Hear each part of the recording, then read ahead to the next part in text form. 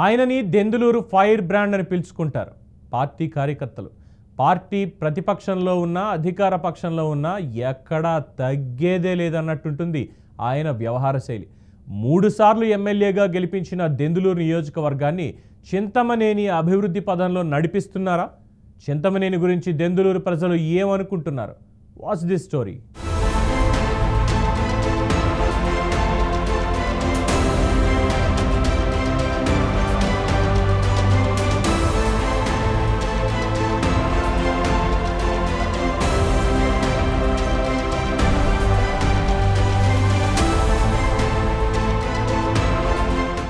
పశ్చిమ గోదావరి జిల్లాలో దెందులూరు రాజకీయ చైతన్యం కలిగిన నియోజకవర్గంగా పేరుంది. ఈ నియోజకవర్గంపై టీడీపీకి మంచి పట్టుంది. ఇక్కడ ఎక్కువసార్లు టీడీపీ జెండానే ఎగిరింది. చింతమనేని ప్రభాకర్ టీడీపీ నుంచి రాజకీయ రంగప్రవేశం చేసి 2001లో ఎంపీపీగా పనిచేశారు.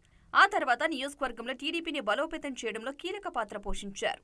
దీనితో టీడీపీ అధిష్టానం 2009 ఎన్నికల్లో చింతమనేనికి దెందులూరు ఎమ్మెల్యే టికెట్ కేటాయించింది. ఆ ఎన్నికల్లో కాంగ్రెస్ పార్టీ అభ్యర్థి కొటారు రామచంద్రరావుపై 14,235 ఓట్ల మెజార్టీతో విజయం సాధించి తొలిసారి ఎమ్మెల్యేగా అసెంబ్లీకి ఎన్నికయ్యారు. అనంతరం రాష్ట్ర విభజన నేపథ్యంలో జరిగిన 2014 ఎన్నికల్లో వైసీపీ అభ్యర్థి కారుమూరి వెంకట నాగేశ్వరరావుపై 17,746 ఓట్ల మెజార్టీతో రెండోసారి గెలిచి దెందులూరు నియోజకవర్గంలో పసుపు జెండా ఎగరవేశారు.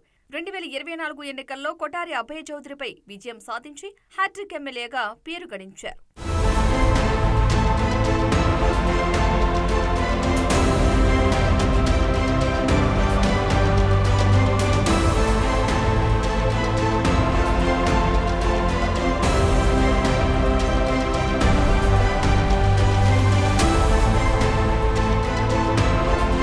మొదటి నుంచి టీడీపీలో కొనసాగడంతో 2014 టీడీపీ ప్రభుత్వంలో చింతమనేనికి విప్ పదవి దక్కింది. నియోజకవర్గంలో చింతమనేని ముక్కుసూటిగా మాట్లాడతారనే పేరుంది. నియోజకవర్గంలో సుడిగాలి పర్యటనలు చేస్తూ ప్రజా సమస్యలు పరిష్కరిస్తారంటారు స్థానికులు.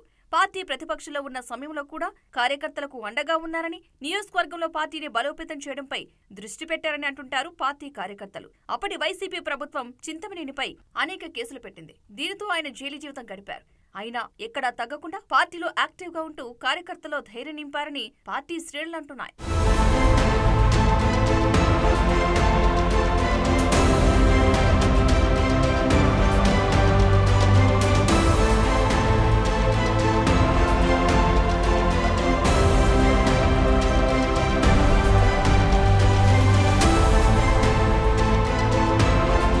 దెందులూరు నియోజకవర్గాన్ని అభివృద్ధి పదంలో నడిపిస్తున్నారని అంటున్నారు స్థానికులు. దీనికి సంబంధించి రోడ్లు, తాగునీటి సమస్యపై దృష్టి పెట్టారని నియోజకవర్గంలో వినిపిస్తున్న మాట. దెందులూరు, పంగిడిగూడెం, కొత్తూరు, పెరికేడు రోడ్లను త్వరలో పూర్తి చేస్తామంటున్నారు ఎమ్మెల్యే.